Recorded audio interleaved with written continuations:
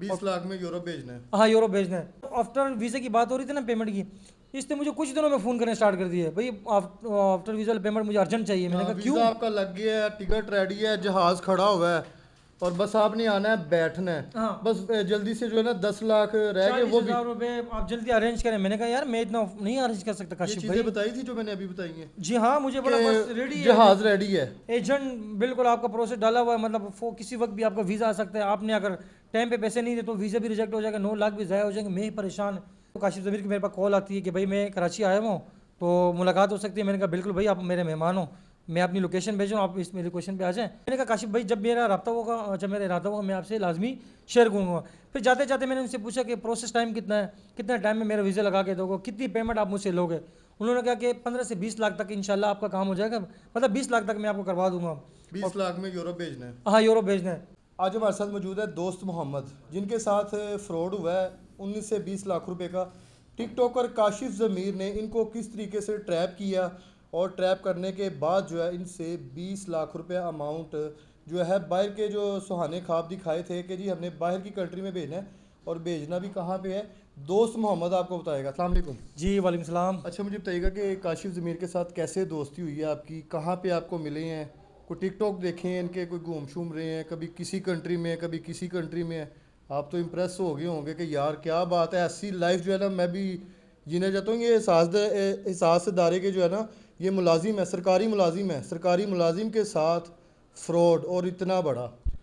देखिए जैसे कि आप कह रहे थे कि ना कि उसके मतलब उसकी लाइफ को देखकर, बिल्कुल हर बंदा इसकी लाइफ को देखकर, हर बंदा देखता है कि उसकी लाइफ कैसी है। मैंने भी सोशल मीडिया पे इसकी जो है ना काफ़ी वीडियोस देखी, कभी ये दुबई में तो कभी प्रोग्रामों में, कभी ये कहाँ तो हर कभी इवेंट पे कहाँ, मौजूद होते हर हैं। इवेंट में मौजूद होते हैं। फिर सेकंड बात ये कि मैंने सोशल मीडिया पे इसने एक नंबर अपना मेंशन किया हुआ था, मैंने वहाँ से नंबर लेकर व्हाट्सएप पे इसको मैसेज किया। ठीक है। जब मैंने मैसेज किया, मैंने उसको गुफ्तगू सलाम दुआ हुई, काशिफ ज़मीर से बातचीत हुई। मैंने कहा मैं कराची का रहायशी हूँ और इस तरह जब भी आपने अगर लाहौर आना हो तो वेलकम, आप आए, मैं आपकी खिदमत करना चाहता हूँ। आपने उस बताया था ना सरकारी मुलाजिम। नहीं, उस वक्त मैंने नहीं बताया। ठीक है। जी हाँ, उस वक्त मैंने नहीं बताया। जो एक कुछ दिन बाद गुजरते तो काशिफ ज़मीर की मेरे पास कॉल आती है कि भाई मैं कराची आया हूँ तो मुलाकात हो सकती है। मैंने कहा बिल्कुल भाई, आप मेरे मेहमान हो, मैं अपनी लोकेशन भेज रहा हूँ, आप इस मेरी लोकेशन पे आ जाएँ तो गपशप हो जाएगी। मैंने काशिफ ज़मीर मेरे पास आया, हमारी अच्छी बैठक हुई, खाना हुआ, मतलब काफ़ी अच्छी बातचीत हुई। इसी असना में उसने मुझसे पूछा कि आप क्या करते हो। मैंने कहा मैं सरकारी मुलाजिम हूँ। और फिर मुझे कहा कि तनख्वाह कितनी है अपनी। मैंने कहा यार बस अच्छी, अल्लाह का शुक्र है, गुजर जाते हैं मतलब वक्त ना। बोला नहीं बताया तो उसे। मैंने कहा यार इतनी मेरी तनख्वाह है। बोला यार मेरे पास एक बहुत अच्छी अपॉर्चुनिटी आई हुई है बाहर यूरोप कंट्री की, और मैंने काफ़ी बंदे इससे अच्छा, पहले। यूरोप कंट्री हाँ जाना था यूरोप आपने। कंट्री, इटली, इटली शहर का। ठीक है। तो मतलब मैं काफ़ी बंदों को भेज भी चुका हूँ, और अगर आपका इरादा हो तो मुझे बताना। तो मैंने कहा काशिफ भाई मुझे ज़रूरत नहीं है। फिर इसने मुझे बहुत ज़्यादा इसरार किया मतलब।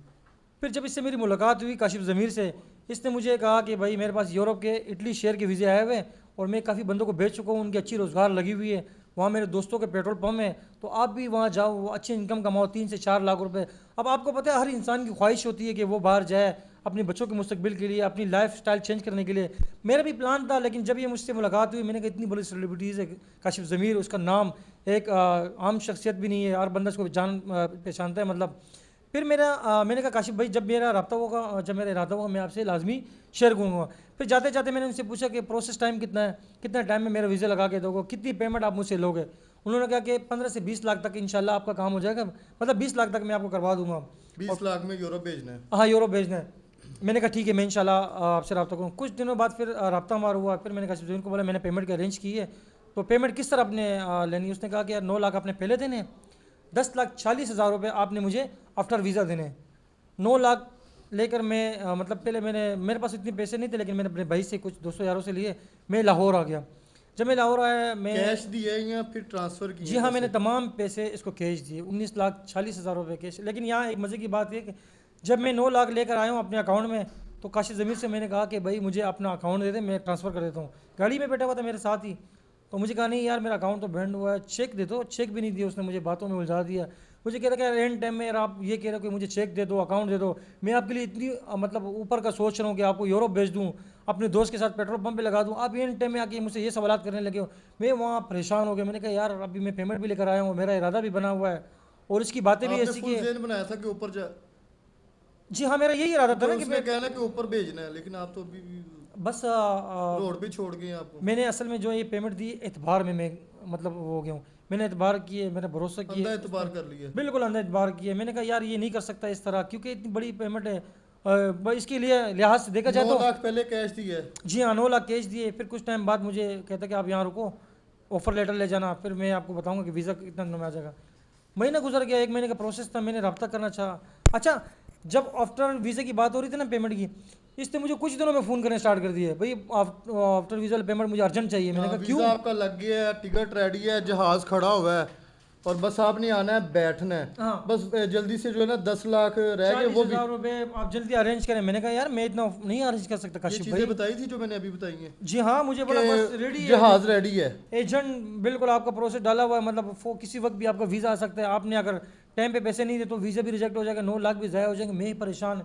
मैंने इस अस्थान में फिर अपने भाई से रब्ता किया। मैंने कहा यार इस तरह मैंने पैसे दिए हुए थे। अब वो एजेंट कह रहा है काशिफ ज़मीर मुझसे कह रहा है बेज़मीर इंसान, ज़मीर इसका ज़मीर नहीं है, बेज़मीर इंसान है।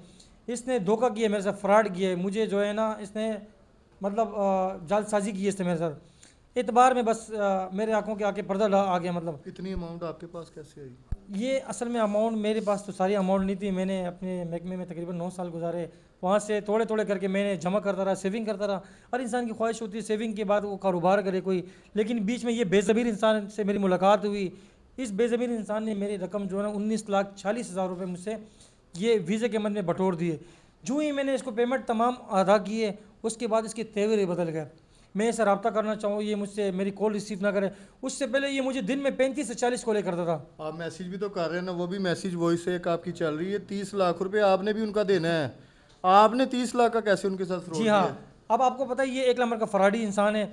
मैंने जब इसका अपने पेमेंट का तकाजा किया, इन्होंने कहा कि आपने मेरे 30 लाख देने, आपके पास क्या प्रूफ है, आपके पास क्या एविडेंस है? मेरे पास तो तमाम एविडेंस है। मैंने आपके खिलाफ पर्चा करवाया है, मैंने आपके खिलाफ सोशल मीडिया पे आया हूँ, मैं आपके खिलाफ अभी भी चल रहा हूँ अल्हम्दुलिल्लाह। पुलिस और इसमें ताउन कर रही है? यहाँ मैं आपको एक बहुत अच्छी बात बताता हूँ कि मैं बहुत तहे दिल से शुक्रगुजार हूँ और मुझे बहुत बड़ी खुशी है कि डीआईजी फैसल कामरान साहब ने जैसे मैंने उसको दरख्वास्त फॉरवर्ड की है, अल्हम्दुलिल्लाह अल्हम्दुलिल्लाह उसी वक्त फ़ौरन 15 मिनट के अंदर मुझसे रब्ता हुआ, मुझे बुलाया, मेरी तमाम एविडेंस देखे। फिर डीआईजी फैसल कामरान साहब ने एसएसपी मॉडल टाउन को मतलब मेरी इंक्वायरी दी और फ़ौरन जो है ना गुलबर थाने में इसके खिलाफ पर्चा दर्ज हुआ। मैं इतने दिल से शुक्रगुजार हूँ। और यहाँ मैं एक बात और कहना चाहता हूँ कि इस तरह फराडी इंसान से, जालसाज इंसान से बच कर रहे। वो अर्ज एक कहावत है ना कि अर्ज चमकती हुई चीज़ सोना नहीं होती। बस उस चक्कर में मैं इसके जाल में फंस गया हूँ और भरोसे पे फंस गया हूँ। मेरी आला हुकाम से, मेरे अपने इदारों से, मेरे आईजी पंजाब से और डीआईजी फैसल कामरान साहब से मुतमाना गुजारिश है कि मुझे इंसाफ दिया जाए और मेरे हक हलाल की, मेरी बच्चों की जो हक हलाल की पैसे हैं ये मुझे लौटाया जाए। और मुझे पूरा यकीन है अपने पंजाब पुलिस पर, जिस तरह वो एफर्ट कर रही है, जिस तरह वो रेट लगा रही है, जिस तरह वो इसके घर पर नहीं अरेस्ट नहीं हुआ, लेकिन इंशाल्लाह उम्मीद है चंद घंटों के अंदर इंशाल्लाह मैं आपको गुड न्यूज़ दूंगा। अल्हम्दुलिल्लाह मुझे पंजाब पुलिस पे पूरा यकीन है कि 24 घंटे के अंदर या चंद घंटों के अंदर ये बेज़मीर इंसान, ये धोखेबाज फराडी इंसान ये पुलिस के हाथ में आएगा और मुझे इंसाफ मिलेगा। जी बिल्कुल नाज़रीन, अगर तो काशिफ ज़मीर ने ये फ्रॉड नहीं किया तो आए सामने बैठे बात करें, जो पैसे इनके बनते हैं उनको दें, अगर नहीं तो FIR 420 की उन्होंने करवा दी है। अब इस पे देखें पुलिस काम कर रही, इन्वेस्टिगेशन जो है वो चल रही है, तो मज़ीद क्या कार्रवाई होगी वो भी आपके साथ हम शेयर करेंगे। आपने प्रोग्राम का फीडबैक लाजमी देना है। इसी के साथ अपने होस्ट आमिर भट्ट को इजाज़त दें। अल्लाह हाफिज़।